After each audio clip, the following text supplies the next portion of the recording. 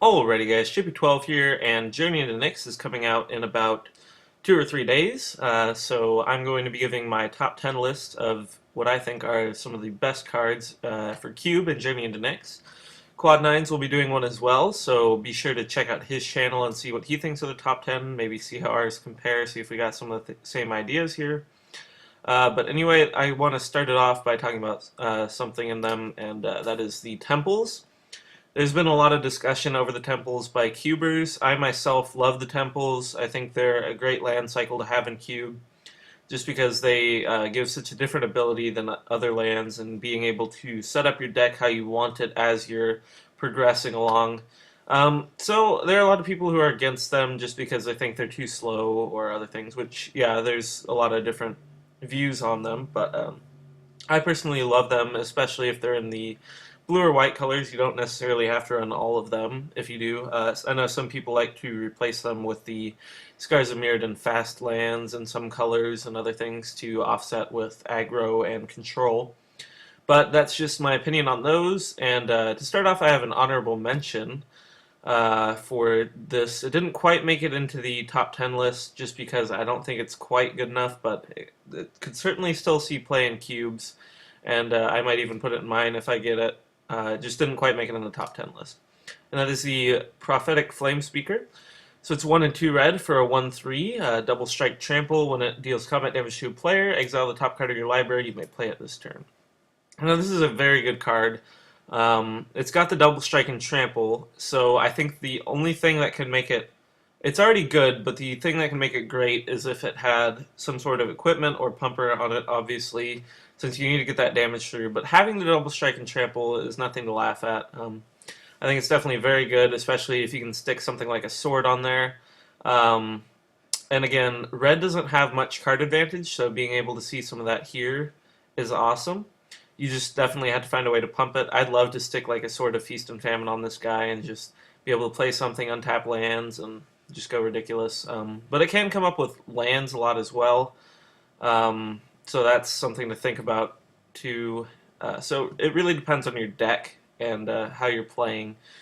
So moving on to number 10, we have Aegis of the Gods. So it's a 1 and a white for a 2/1 enchantment creature, human soldier. One thing to think about for all of these enchantment creatures are that they're a lot more susceptible to removal. If someone plays a disenchant or something, they can get not only your enchantments and artifacts, they can also get any of your enchantment creatures.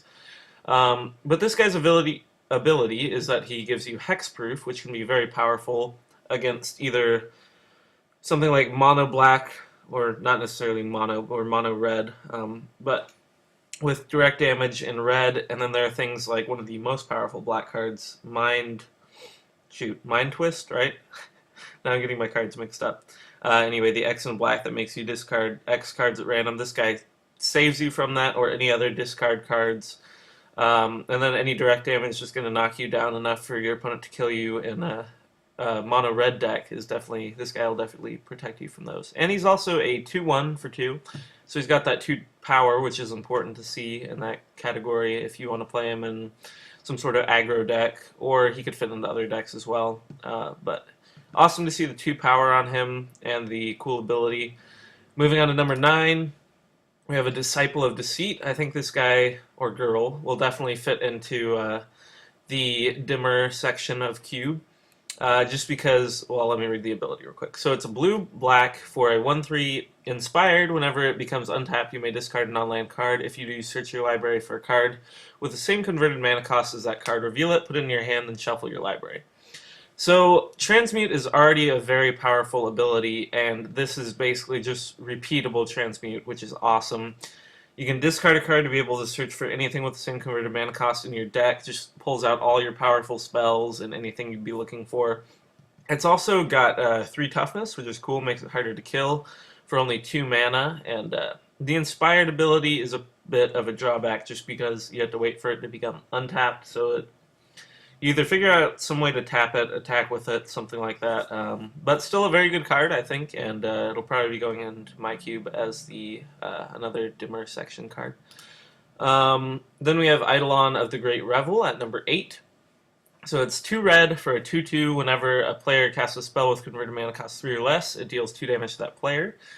So this is definitely a very aggressive card. The thing about it is obviously there's a drawback of you losing 2 damage whenever you play something for cheap, which is definitely going to happen a lot if you're playing an aggressive mono red deck or something like that, which you probably would be with this card.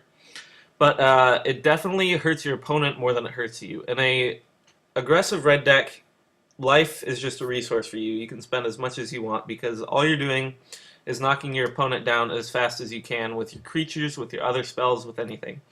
And this will either slow them down because they won't want to play the lower mana cost cards that they have in their hands, or it will knock them down with their life total even lower, allowing you to swing in for the kill even sooner. So definitely a very powerful card. Another thing to consider again is that it's an enchantment creature, so that makes it more susceptible to removal. But it's still a very good card. Definitely consider it for your cubes. Next we have number 7, at Johnny, Mentor of Heroes. Some of you might be surprised to see this guy so far back, but I think the big drawback about him is his mana cost. I think he'd be much better if he was lower mana costed, but anyway, he starts with 4 loyalty, and his first +1 ability is to distribute 3 +1/+1 counters among 1, 2, or 3 target creatures you control, which is a pretty nice ability. He has, of course, one of the abilities that lets you protect him, keep him alive, which most planeswalkers do. And he definitely does that here. He can pump some of your creatures while he's out, but I think the next ability is probably the most important on him. You can do +1 to look at the top 4 cards of your library. You may reveal an aura creature or planeswalker card from among them and put it into your hand. Put the rest of them on the bottom of your library. So he's definitely an awesome looter card for green-white. You don't get to see much of that in those colors, other than like something like Sylvan Library or other things like that. It's mostly in blue, so it's cool to see that. It'll definitely help you cycle through your deck. Going through the top 4 cards of your library is an awesome effect, and just being able to set up your cards how you want to is really awesome. His last ability, -8, you gain 100 life. I don't think that's really going to matter much in Cube, but it may in some circumstances. So that's another thing to consider. But I like him most for his second ability here, and I think just his high mana cost is what mainly makes him higher on the list. Just a bit of a drawback there. But he's still definitely a good addition for the Celestia colors. So then we move on to number 6, Master of the Feast. 1 and 2 black for a 5/5 flying, and at the beginning of your upkeep, each opponent draws a card. So this guy is definitely a very good inclusion for the black aggro strategy. So he comes out turn 3 as a 5/5 flyer. So the card that I'm going to compare this to is a Goblin Guide. Obviously comes in as a 2/2 for 1 red, and whenever it attacks, also haste, sorry. He gets to... The opponent reveals the top card of their library, and if it's a land, they put it on the battlefield. If he deals combat damage, I think. Or no, whenever he attacks, sorry. But this guy is definitely awesome. He has the same kind of drawback, except your opponent gets to draw a card. But getting in that 5 damage that early in a black aggressive deck is going to be an awesome thing for you to do. And the fact that it's flying makes it a lot harder to deal with. The only thing that's a real drawback about this card is that if they have some little flyers that they can just chump block with for a while, that's really going to be a drawback, because they keep getting the cards, and that could actually cause them to win the game. But being able to get this guy in early and deal 5 damage for like 3 turns and you win is awesome. So definitely a card to consider.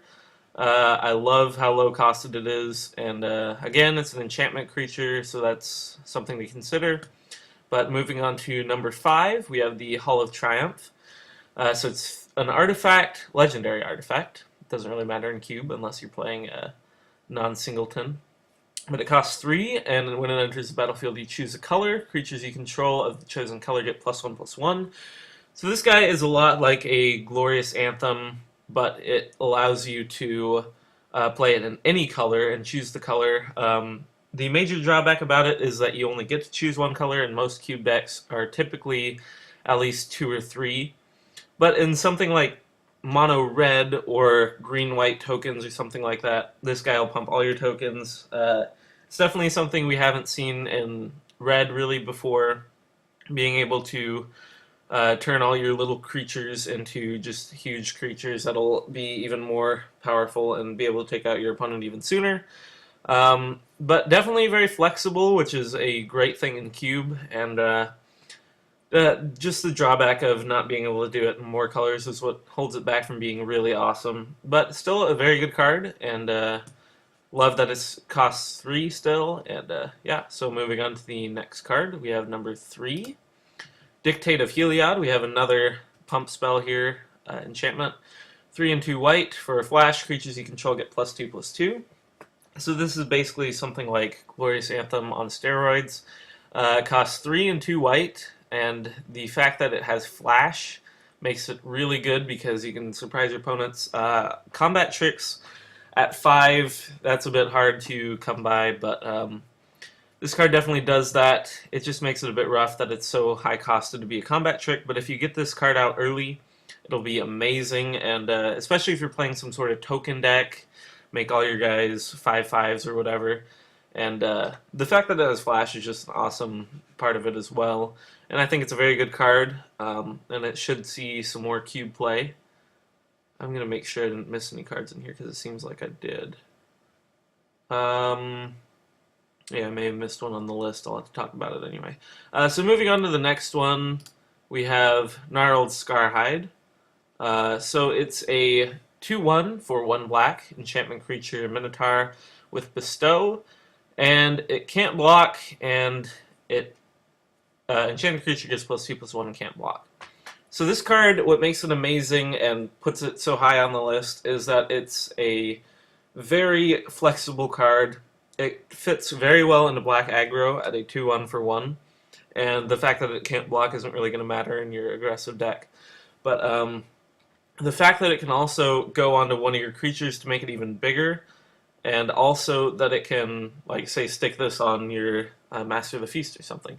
The fact that you can put it on one of your opponent's big blockers and not allow it to block and then just be able to chump block with something small is also really cool. So yeah, the just flexibility of it being a really low-costed aggro creature and being able to put it on one of your creatures to make it even bigger and be able to put it on one of your opponent's creatures to make them not be able to block is really awesome. And let's see what number 2 is. Okay, we missed number 2. Number 2 is Banishing Light. So, I don't know, I put that in here, so I don't know why that's not here. So, Banishing Light is basically another O-Ring, which is really cool removal to see. It's a bit different than O-Ring, but it still functions basically the same way. So definitely awesome removal. It's any non-land permanent, so that makes it just awesome. You can stick it on a Planeswalker, something like that, and just really hurt your opponents if they don't have any enchantment removal. Sorry I don't have that picture here. You'll have to look it up yourself. But you already saw number 1, and it is the Mana Confluence. So tap, pay 1 life to add 1 mana of any color to your mana pool. This card is amazing. City of Brass is already one of the best mana-fixing lands in the cube, and this one's even better because the City of Brass is whenever it becomes tapped, you lose. It deals 1 damage to you, so that can be either with your opponent's abilities, they can cause you to tap it, or some of your own. But this guy you don't have to worry about unless you're tapping it for mana, and I think it's a really awesome card. It'll definitely be going into my cube, and I know a lot of other people's cubes as well. Just because it's so awesome for mana fixing, and I mean, I think that that's enough words to describe this card because it's just amazing. So definitely, if you get this card, put it in your cube. I think it'll see a lot of standard play as well, and yeah, definitely just an awesome card. So I hope you guys are looking forward to the Journey Into Nyx pre-release event. I'll be going this Saturday, and let me know what colors you guys are considering playing. I'm thinking about going white, most likely, with either any of the cards, other colors as splash, actually. It really depends on my pool. I've had really horrible pools the last 2, so hopefully my luck will come back in this one. But anyway, thanks for watching. Please comment, subscribe, and keep watching for Magic videos.